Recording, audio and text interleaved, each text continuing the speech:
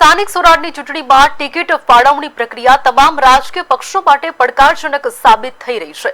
નવા ઉમેદવારોને પ્રાધાન્ય મળતા અનેક વિસ્તારોમાં સ્થાનિક કાર્યકરોમાં રોષ અને વિરોધના સૂર જોવા મળ્યા છે, જ્યારે કેટલીક જગ્યાએ સમજાવટ બાદ પરિસ્થિતિ ખાડે પડી છે।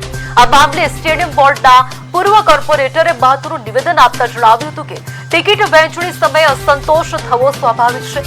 જેવી રીતે દરેક ઘરમાં વાસણ ખખડતા હોય છે, તેમ પક્ષમાં પણ સામાન્ય ખેંચતાણ થતી હોય છે।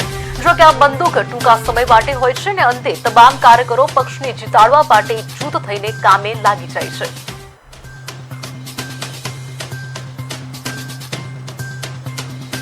અમારું ઘર હતું, વાસણ ખખડ્યા અને બીજા દિવસે અભરાઈ ઉપર ચડી ગયા।